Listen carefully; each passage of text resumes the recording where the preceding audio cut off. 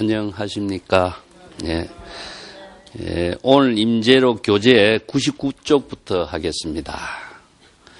임재 스님의 법문이 이제 여러분 대덕이여 한데 이제 참가하고 있는 대중 스님들에게 불러일으키는 소리입니다.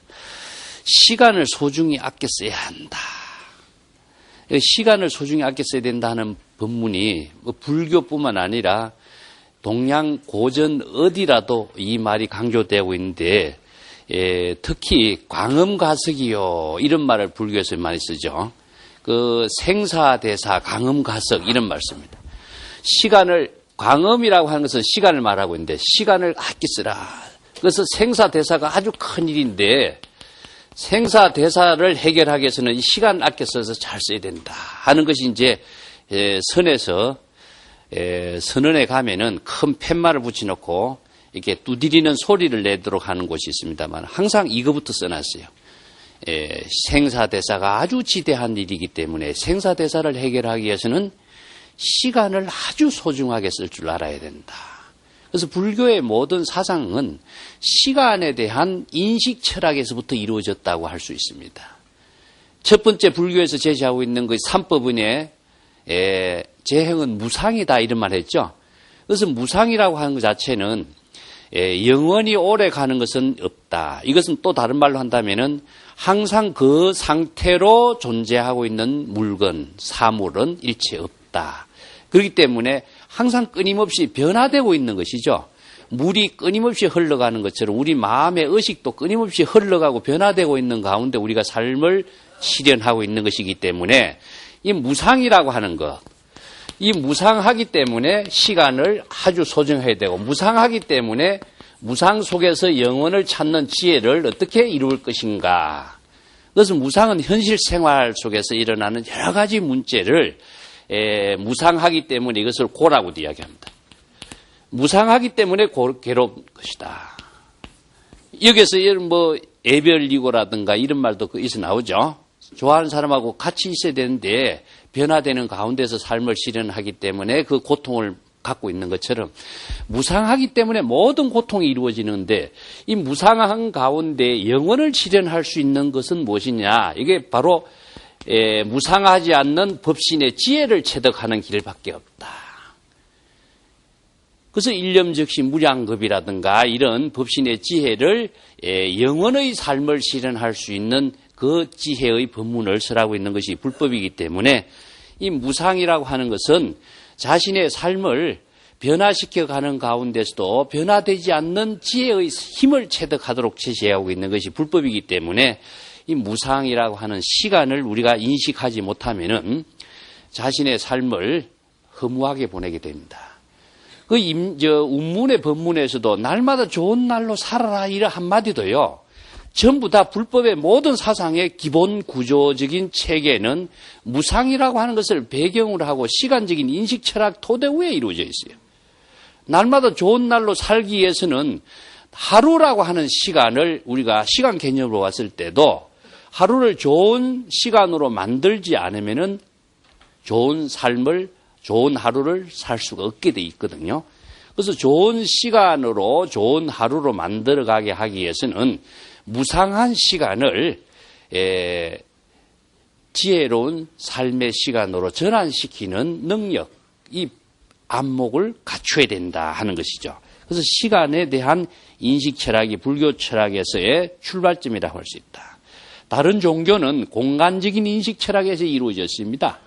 예를 들어서 내가 숲의 종교, 사막의 종교로 이야기하고 있는데 사막의 종교로 이루어진 모든 기독교나 유태교나 이슬람교는 공간 이동을 해야만이 자신들의 삶을 잘 살 수 있어요.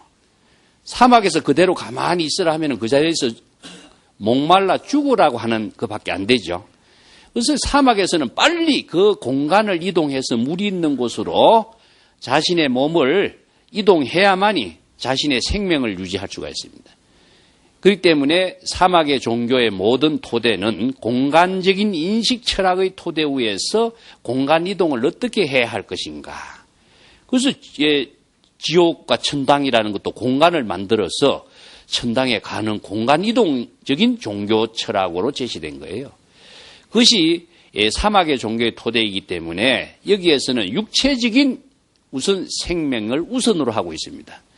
그렇지만 우리가 숲의 종교의 사상적인 환경 풍토는 시간적인 개념의 인식 철학에서 이루어졌기 때문에 육체적인 이런 불안의 문제보다도 정신적인 불안의 문제를 어떻게 우리가 극복해야 할 것인가, 여기에서 종교의 출발점을 제시하고 있다.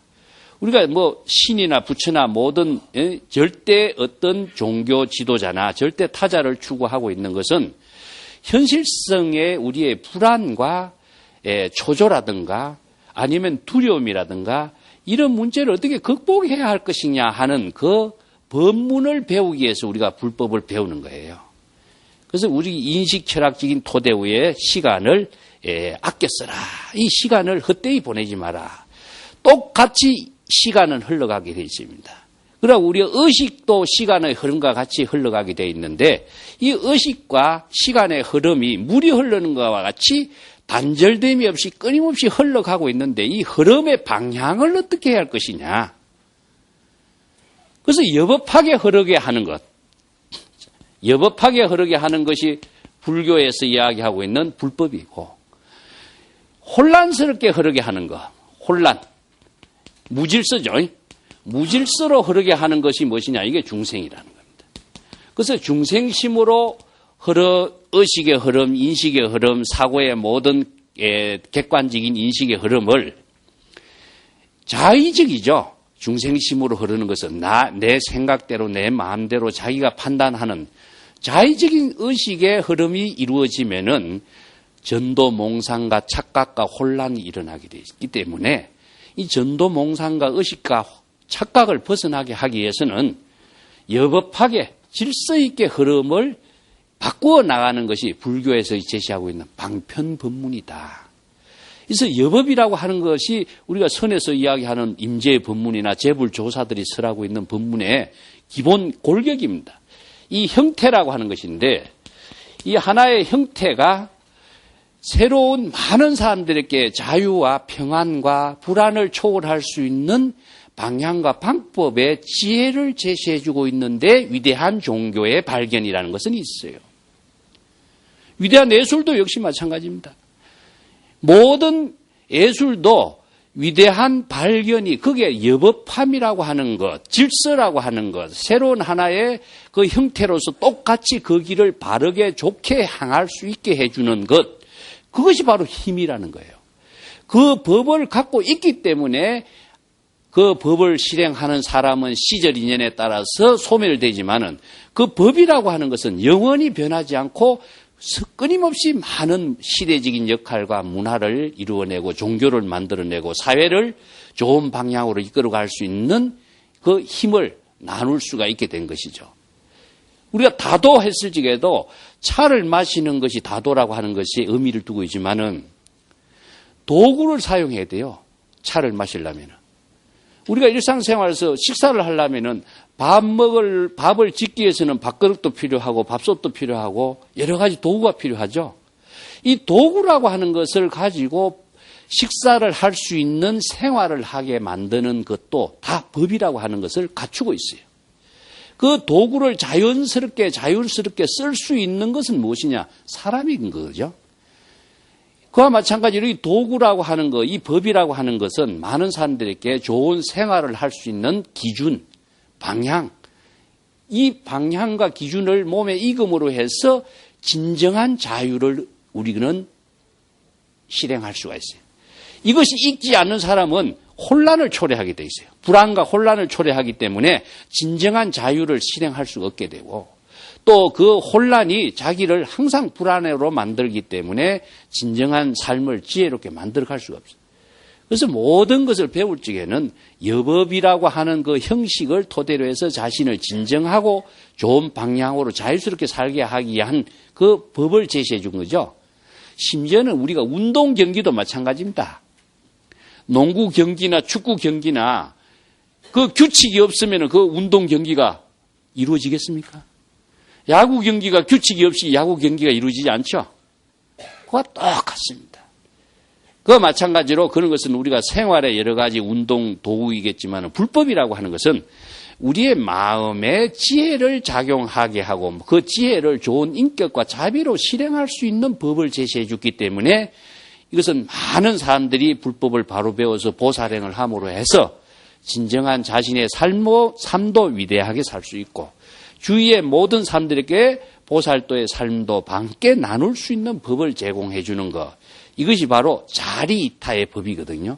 이 법을 잘 실행하기 위해서 진정한 구도 정신을 가져야 되는데 그 기본적으로는 시간을 아껴라. 시간을 잘못 쓰면은요 무의미하게 한평생 끝나버립니다. 그래서 사람이 인연을 잘못 맺어서 시간을 잘못 좋은 법으로서 배울 수 있는 인연을 맺지 못하면은 엉뚱한 곳에서 헤매게 된다. 그래서 임재가 그럼에도 불구하고 여러 사람들은 엉뚱한 옆길에서 분주하게 선을 배우고 도를 배운다고 하면서 어떤 사람의 이름이나 어느 문자를 인정하고 집착하게도 부처를 구하고 조사를 구하고 선지식의 설법에 대해서 이러쿵 저러쿵 천착을 하고 있다. 잘못된 생활을 하지 말라. 자, 여법함을 배워야 되는데 이 가파파지라고 하는 것은 옆길에서입니다. 옆길에서. 정도가 아니고 정법을 배우지 못하고 정법을 배운다고 출가를 한 사람이 정법의 지혜를 배우지는 못하고 엉뚱한 길에서 헤매고 있다. 이것이 임재 스님이 당시에 수행자들에게 잘못된 길에 헤매고 있는 거. 옆길이다. 옆길. 잘못된 길.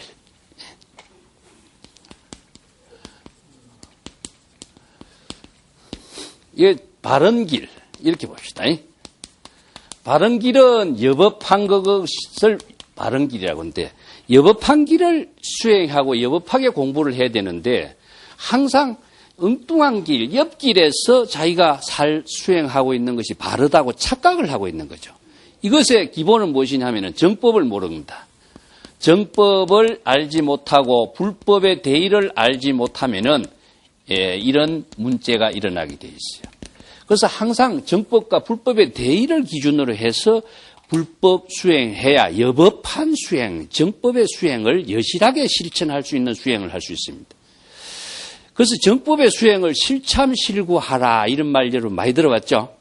실참실구라는 말이 뭘까요? 본인이 직접 참고하고 본인이 직접 그 경지를 깨달아 체득하라 이런 말이죠. 이게 실참실구인데 어떤 사람은 실참실구란 말을 잘못 이해하는 사람은 어떻게 이해하느냐 하면은 선방에 앉아서 참선 공부하는 것이 실참실구다 이렇게 생각해버려요. 앉아서 자선하는 것이 실참실구다 이렇게 이야기하고 있어요. 선방에도 안 가본 사람이 뭐 그런 소리 하냐 이런 말 하죠. 그러면 선방에 가서라도 정법을 참고하지 못한다면은 이 참이라고 하는 것은 불심의 지혜로 참고하는 것을 참이라고 하는데 참선하면 그런 의미입니다. 정법을 참고하고 정법의 지혜를 체득하는 수행을 본인이 진여의 지혜로서 불심의 지혜로서 여법하게 참고하는 것을 실참실구라고 그러지 그냥 앉아있는 것이 실참실구는 아닙니다. 그건 앉아있는 형식일 뿐이고 앉아있는 모습일 뿐이지 지혜가 작용하는 모습이 자비심이 실현하는 능력이 부족되는 수행이 안 되는 것은 어떻게 우리가 실참실구라고 할 수 있겠느냐.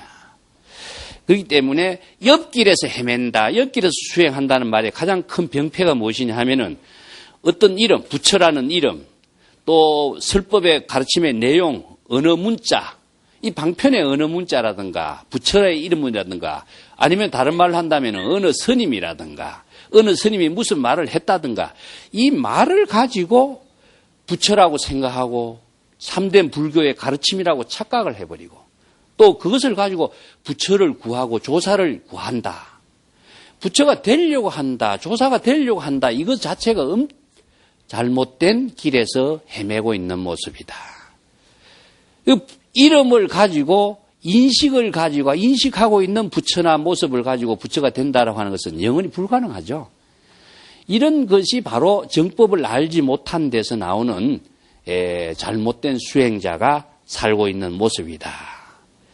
언어 문자에 집착한다. 이것은 항상 불교의 수행에서 정법과 불법의 대의를 여법하게라고 하는 것은 법에 의거하지 사람에 의거하지 말라, 이런 말 내가 여러 번 했습니다. 사람에 의거한다는 것은 그 사람의 말이라든가 언어 문자를 중심으로 해서 불법의 본질인 것처럼 착각을 하게 만들어요. 이 때문에 항상 법에 의거해야지 사람에 의거하지 말라.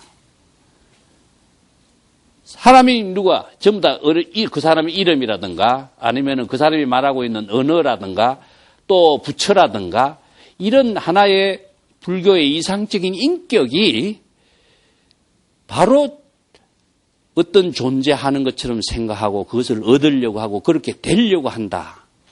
그러면 자신은 부처의 지혜를 상실하게 되고 어떤 대상 경계, 중생심으로 작용하고 있는 대상 경계에서 벗어나지 못하고 엉뚱한 수행을 하게 되는 사람이 된다. 이러한 잘못된 길에 절대 떨어지지 말라. 이것을 지금 먼저 주의를 하고 있습니다. 그러고 나서 도류여, 여러분 그대들은 다만 하나의 성스러운 자기 본원의 주체, 일개 부모라는 것은 본원의 주체라고 이야기하고 있습니다. 일개라고 하는 것은 중국에서 불교에서 하나의 성으로 이루어져 가지고 일개 성자의 의미를 두고 있습니다. 그래서 내가 여기서 일개 성스러운 본원의 주체 이렇게 번역했는데 일개 성자 이런 말이 있어요.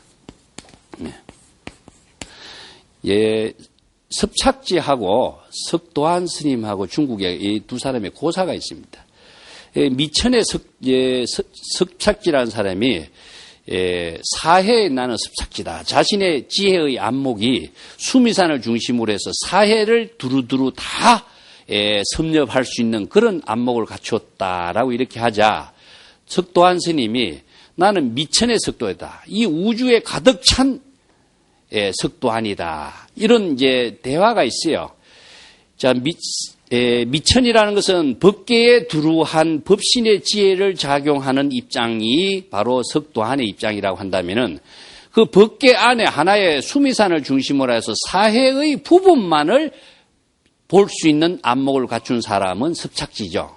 여기 이제 중국 사람들의 하나의 기지의 대화예요. 선문답과 기지의 대화에 대해서 내가 지난번에 다르다고 이야기했습니다. 기지의 대화라고 하는 것은 나는 이 정도의 안목을 갖추고 있다라고 했는데 그 정도의 안목 가지고는 부족하지 하면서 나는 그 정도의 안목을 포용할 수 있는 큰 안목을 갖추고 있다 하는 것을 이제 제시하는 것이 이런 기지의 대화인데 기지의 대화는 성부심이 있어요. 상대방의 안목을 능가하는 성부심의 작용이 있고 또 자신이 그보다는 더 위대함을 제시하려고 하는 그런 문제점을 이제 갖고 있습니다. 여기에 성부심이 있는데 일개 성자의 의미를 두고 있어요. 그래서 일개라고 하는 말은 그래서 일개 성자, 반개 성자 이런 말을 이제 고사로서 사용하고 있습니다만은 여기서 일개 부모라고 하는 것은 부모 미생 이전에 자신의 본래 면목, 선에서 자주 쓰고 있는 말입니다. 이것을 자의 근원적인 주체를 본래 면목을 일개 부모라고 이렇게 합니다. 자기의 성스러운 본원의 주체가 있는데 이 이상 또다시 무엇을 마음 밖에서 구하려고 하는가? 각자 스스로 자신을 되돌아보라. 자기의 본래 면목의 지혜 작용이 뭐가 부족해서 그 본래 면목의 지혜가 작용하는 그 본원의 주체를 깨달아 체득하려고 하지 않고 마음 밖에서 도를 구하고 부처를 구하고 깨달음을 구하고 법을 구하려고 애를 쓰느냐. 이런 어리석은 잘못된 수행을 하지 마라. 부처라든가 도라든가 이런 언어 문자 명구에 끄달려서 참된 살아있는 부처의 작용은 그대의 본원의 주체, 본래 면목의 작용을 상실하는 일이 있어서는 안 된다. 이걸 지금 강조하고 있습니다. 지금도 이 문제는 통하고 있습니다. 많은 사람들이 여러분들 도를 구하러 멀리 구하고 있죠. 그래서 임재의 시대에도 도를 구하는 수행자들이 자신의 근원적인 본원의 주체에 본래 면목의 지혜를 자각하는 불법을, 정법을 바로 배우고 깨닫는 길을 행하지 않고 전부 다 엉뚱한 길에서 헤매고 있다. 그래서 본언에 부모란 말을 씁니다.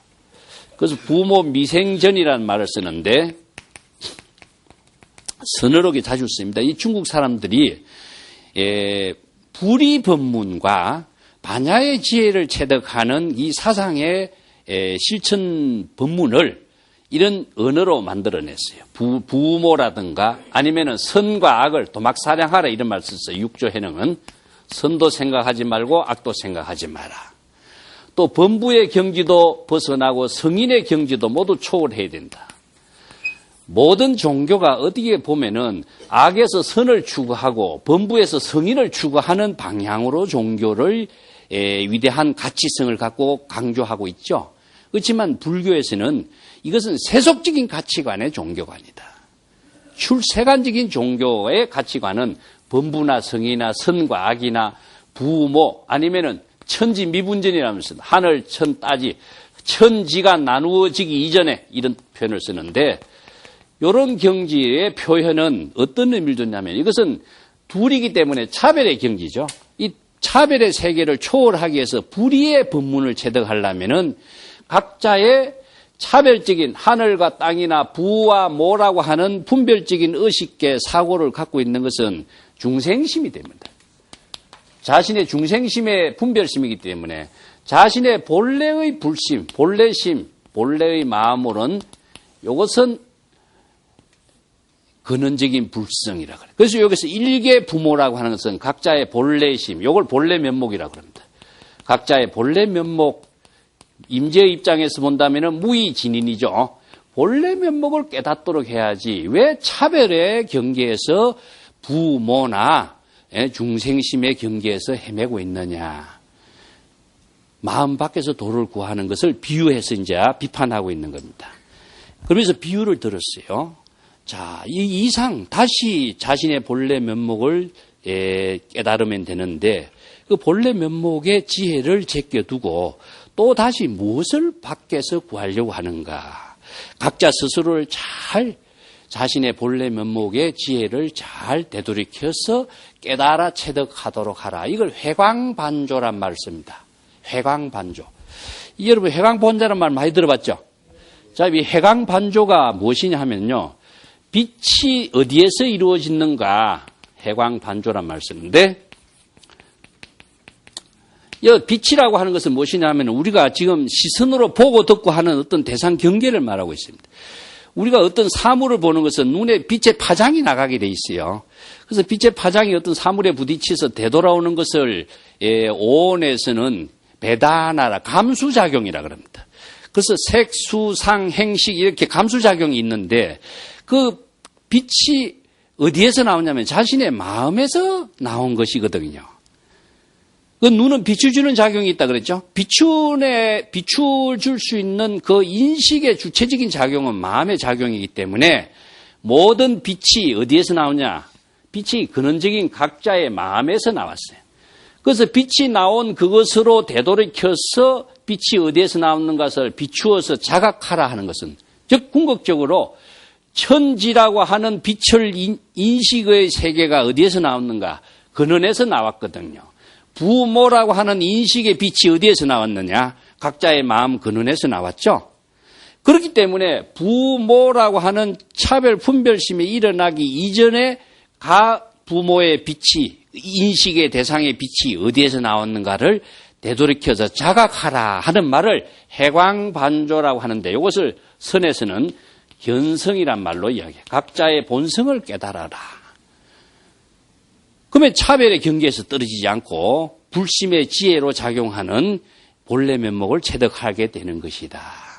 이게 마음 밖에서 도를 구하니까 마음 밖에서 여기서 부처를 구하고 여기서 조사를 구하고 이게 끊임없이 마음 밖에서 구한다면 영원히 이 부처나 조사에는 체득할 수가 없다. 자, 요 비유로서요, 수능경의 이야기를 대고 있습니다. 그 수능경에 사람도 연야달다라고 하는 그 신라벌의 유명한 미남자가 있었습니다. 그 신라벌 성의 유명한 미남자 연야달다는 자기 머리를 잃어버리고 찾아 헤맸지만 찾아 구하는 마음을 쉬었을 때 번뇌 망념이 없는 무사한 경지, 깨달음의 경지를 체득할 수 있었다라고 말하지 않는가. 요 이야기는요, 순응경 사권에 나오는데, 신라벌성의 유명한 미남자 연야달다라고 하는 사람이 자기 얼굴을 쳐다봤어요. 자기 얼굴이 너무나 잘생겼기 때문에 자기 얼굴에 자기가 도취 되어버렸어요. 이게 뭡니까? 자아도취라고 그러죠.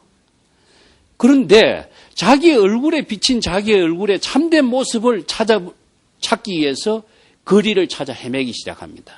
이것은 자기 얼굴에 비친 모습이 거울에 비친 모습이거든요. 그런데 이 거울에 비친 모습이지만은 참된 자기 얼굴을, 거울에 비친 얼굴과 똑같은 참된 얼굴을 찾아서 거리를 헤매 다니다가 광분에 미쳐버리는 그런 광분에 빠져버려요. 이게 중생심을 이렇게 비유한 것인데, 아무리 찾아다녔지만은 결국 찾을 수는 없죠. 그래서 궁극적으로 어떻게 알게 됐습니까? 해광반주 해보니까 거울에 비친 얼굴이 지금 여기 자신의 얼굴이라는 사실을 나중에 깨닫게 된 거죠.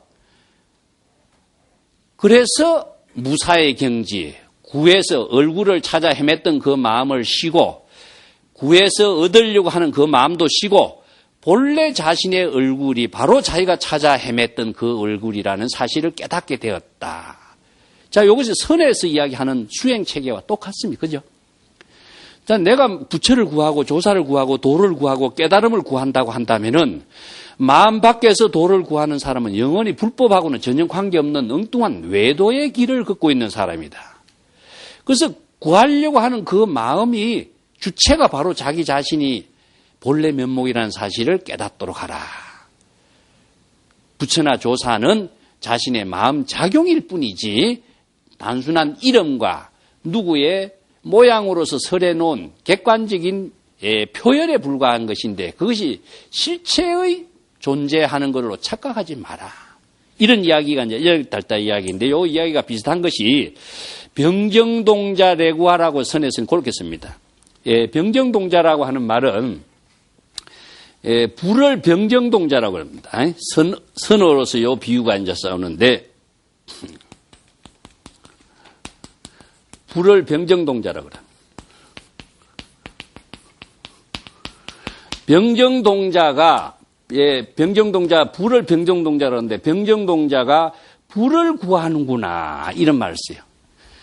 자, 자기 본래 면목이 부처인데 본래 면목의 부처의 작용을 가지고 또 부처를 구하니까 어떻습니까? 불을 가지고 불을 구하는 것 같죠? 이 어리석은 사람이 자기 집에 아침에 밥을 하려는 게 부엌에 불씨가 없는 거예요. 그래서 등불을 들고 이웃집에다가 불씨를 구하러 가는 어리석은 비유를 그래서 하고 있는 겁니다. 병정동자가 불을 가지고 불을 구하는 거나 마찬가지가 자기가 부처인데 부처가 부처를 구하는 거나 뭐가 다를 바가 이런 어리석은 비유를 하고 있는 모습이 연야달다가 자기의 본래 얼굴이 바로 본래 얼굴에 자기가 있는데 그 본래 얼굴을 마음 밖에서 찾아 헤매는 비유를 하고 있는 이런 연야달다 비유의 이야기가 선에서는 유명한 항림옥로라고 한 책에서는 어떤 비구니 스님이 오도송을 열어놨죠. 봄을 찾아서 농두산 꼭대까지 찾아갔지만은 봄을 찾아볼 수가 없다. 결국 지쳐서 집으로 되돌아오니까 어떻습니까? 매화나무 가지에 벌써 매화꽃이 핀 모습을 보고 봄이 시방세계에 두루하고 있음을 알게 되었다. 자, 결국 집으로 되돌아와야 되는 거예요. 밖에서는 봄이 없어. 그러면 집에 있는 봄이나 밖에 있는 봄이나 시방 밖의 봄은 같은 것이죠. 이와 똑같은 이야기가 유명한 여러분들 1911년도에 모리스 마트링크라고 하는 유명한 사람이 쓴 파랑새라고 하는 희곡이 있죠. 그 희곡이 이 사람이 벨기에 출신인데 어떻게 틸틸과 미틸이라고 하는 두 자매가 행복의 상징인 파랑새를 찾아서 끊임없이 돌아다니도 결국 파랑새를 못 구해서 자기 집으로 되돌아오니까 자기 집에 키우는 새가 파랑새라고 하는 사실을 발견하게 됐죠. 이것이 서구적인 사람이 어떻게 이런 문학성의 플롯을 구성했는가 하는 것은 이분이 아무래도 동양적인 사고의 체계를 어디에서 들었거나 배웠거나 해서 이런 문학적인 어떤 형식을 만드는 것이 아닌가. 나는 그렇게 보고 있어요. 서구인들의 사막적인 풍토는 밖을 향해서 구해야 되는 사고인데 밖에서 구하지 않고 결국 집으로 되돌아서 얻어지는 그 형태의 구조는 동양적인 숲의 종교의 풍토거든요. 그 연야딸딸 이야기는 여러분들 그리스의 그 유명한 그 장님이 그 애언한 이야기도 나오죠. 예? 나르시소스라고 여러분 들어보셨죠? 자아도취병에 걸려 있는 사람들, 그죠? 그 유명한 장님 애언가가 있는데 자기 아들을 놓고 우리 아들이 앞으로 어떻게 될 것이냐. 애언가의 그 자문을 구하니까 애언가가 그랬어요. 절대로 자기 얼굴을 보게 해서는 안 됩니다. 이 아들이 참 잘 살고 훌륭하게 살지만은 절대로 한 가지 주의는 이 자기 얼굴을 보게 해서는 안 됩니다. 요 주의를 줬어요. 이게 이 미남자가 성년이 되어가지고 물속에 비친 자기 얼굴을 보고 자기가 반해버린 거죠. 그래서 자기 얼굴에 빠져가지고 먹는 거, 자는 걸 잊어먹다 보니까 결국 굶어 죽은 이야기가 있어요. 이게 자아도취병이라는 겁니다. 인간은 전부 다 자아도취병에 걸려 있어요, 이게. 착각 속에 살고 있는 거예요. 남 때문에 내가 화장하는 것이 아니라 남 의식 때문에 내가 화장하는 거예요. 그래서 거울이라고 하는 것이 어떻습니까? 처음에는 자기 얼굴을 잘 보기 위해서 거울이라는 것을 활용했는데 나중에는 어떻죠? 남에게 잘 보이기 위한 자신의 모습을 만들기 위해서 거울이 사용되는 것처럼 전부 다 자아도취병에 걸려 있는 것이 중생이다. 이런 비유가 세계의 여러 가지 문헌에도 이렇게 언급되고 비유로 나오는 것처럼 이게 중생, 불교에서 이야기하는 중생은 전도몽상과 착각이에요. 존재하지도 않는데 존재하는 것처럼 환상으로 갖고 있기 때문에 이 환상에서 깨어나라. 환상에서 깨어나는 법이 무엇이냐? 정법을 바로 볼 수 있는 안목을 갖춰야 된다. 정법을 바로 볼 수 있는 안목을 내가 두 가지 먼저 이야기할게요. 하나는 무엇이냐 하면은 이 차별성에서 벗어나야 된다. 이 차별성. 선과 악이라든가 차별성. 그런데 존재하지도 않는데 존재한다고 생각하는데 착각에서 벗어나야 된다. 부처가 있다, 도가 있다, 법이 있다고 여러분 많이 생각하고 있죠? 그런데 이 불법을 알지 못한 사람은 있기 때문에 마음 밖에서 구해. 그래서 마음 밖에서 도를 구하는 사람은 심의 구법자는 외도다 이런 말씀입니다. 마음 밖에서 도를 구하는 사람은 다 외도예요. 영원히 얻을 수가 없어요. 그 다음에 환상에 빠지지 마라. 환상에 빠지지 마라. 이것이 참 무엇이냐? 자기의 번뇌 망념에서 이루어지고 있는 거예요. 그래서 이 망념을 초월하기 위해서는 무엇이냐? 법으로서, 불법의 대의로서 이것을 치료할 수밖에 없습니다. 자기가, 남이 아무리 치료해 줄래도 이 남이 치료에 한계성이 있어요. 그래서 본인이 자각을 통해서 치료하지 않는 한 완전한 치료라는 것은 이루어지지 않습니다. 이 때문에 선이라고 하는 것은 이걸 실참해서 자신의 환상과 전도몽상과 착각을 병을 스스로 치유하는 지혜를 체득하는 거예요. 그래서 임재가 이것을 이제 비유를 통해서 이야기합니다. 자, 여러분 중요한 것은 일상생활 속에서 이것저것 조작하고 흉내내고 억척 부리지 말고 평상심으로 사는 것이다. 이것은 조작이라는 것은 뭐 부처가 되려고 하고 도를 구하려고 하고 이런 생각이 다 조작인 겁니다. 모든 사람들이 이런 조작심에서 또 남에게 과시하기 위해서 누구의 말을 그냥 흉내내면서 이러다 보니까 자기 자신의 본래의 면목에서 작용하는 지혜는 영원히 실행하지 못하고 평생 마치게 된다. 평상심으로 사는 것이다. 평상심은 각자 여법하게, 평상심이 도라고 하는 말은 그 말입니다. 여법하게 각자 본래 면목으로 여실하게 사는 것. 아까도 내가 가장 자유스러운 자유는 여법함에서 이루어지는 자유라고 이야기했습니다. 여법할 때에 확신이라고 하는 힘을 만들어낼 수 있는데 여법하지 못하면은 항상 불확실 속에서 미혹 속에서 자기 혼란을 벗어나지 못하게 돼 있어요. 그래서 확실한 힘을 갖고 자신 있게 사는 것이 바로 자유지. 아무것도 모르게 사는 것을 어떻게 자기 마음대로 사는 것이 자유를 할 수 있는가. 자의적으로 자기 마음대로 사는 것은 우선은 편할지 모르지만 항상 그에 따른 부작용이 있다. 그게 뭐냐면은 불확실성에 따르는 부작용과 또 미혹과 혼란에 따른 부작용과 또 하나는 무엇이냐. 여법하지 못한 데서 나온 불균형에서 업장이 이루어져요. 그래서 항상 부작용을 초래하고 있는 것이 중생심이다. 요즘 옳고 그른 거, 좋고 나쁜 것도 구별하지 못하는 바보 같은 출가인들이 많이 있다. 임재의 시대에도 지금의 시대에도 이것은 언제나 있는 겁니다. 어느 시대든지 간에 좋은 사람, 정법으로서 수행하는 사람, 정법을 아는 것으로 수행하는 사람이 항상 있게 돼 있어요. 그래서 이 사바세계에는 항상 정법의 수행을 제시할 수 있는 법문이 선지식의 법문이 항상 필요한 거예요. 그리고 항상 바로 잡아줄 수 있는 그 안목이 갖춘 사람이 필요한 거예요. 그래서 좋고 나쁜 것이라든가 정법과 사법을 구별하지 못하는 이런 바보 같은 출가인. 이게 임재가요, 오동로란 말을 쓰는데, 동로라고 하는 것은 머리를 깎은 녀석, 이런 뜻이에요. 출가한 사람을 이렇게 아주 나쁜 말로 해야겠어요. 그냥, 바른 안목을 갖춰서 수행을 하는 선지식은 대덕이란 말을 쓰고, 그냥 머리만 깎고 출가인으로서 형색만 갖추고 있는 사람을 머리만 깎고 사는 출가한 녀석, 이런 표현으로 자주 써요. 그만큼 잘못된 아류의 선성을 질타하고 있는 것이죠.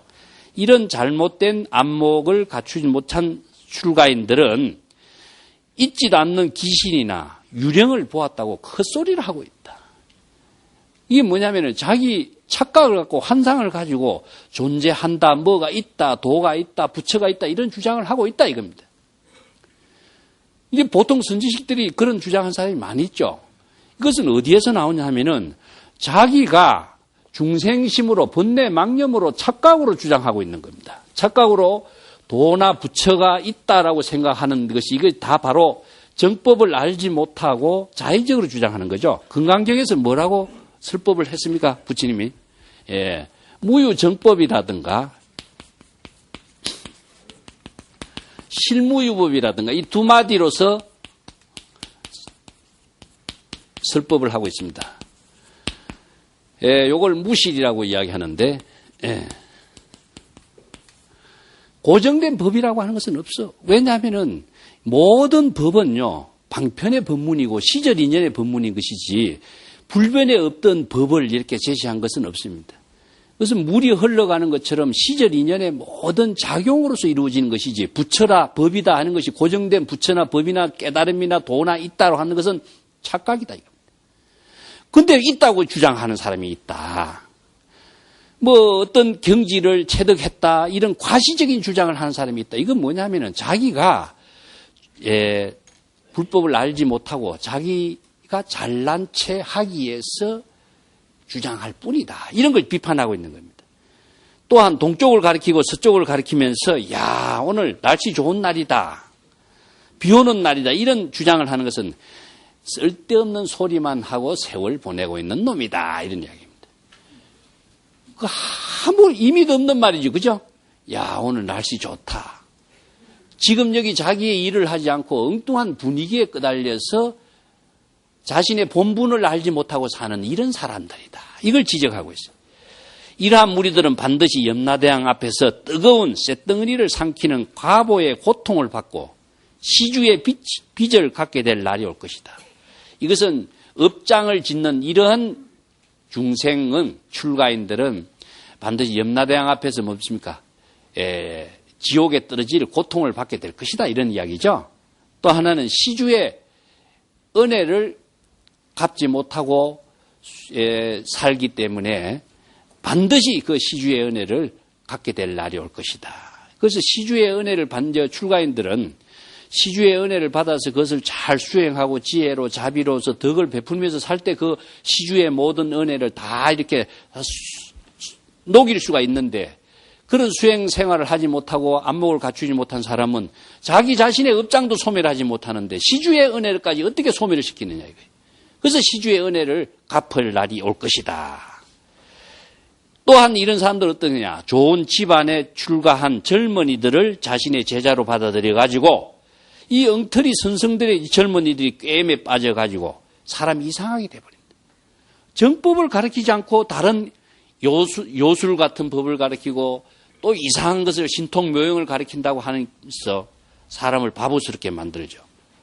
이게 이 시주의 은혜를 헛되이 소비한 밥값을 갚아야 될 날이 올 것이다 이렇게 지적했는데 이것을 선에서는 교계라 그럽니다. 교육을 잘못 가르쳐서 젊은 사람들을 훌륭한 젊은이들을 좋은 정법의 안목으로서 교육을 잘못 시키면은 못 쓸 인간으로 만든다. 이런 말로서 교계란 말씀입니다.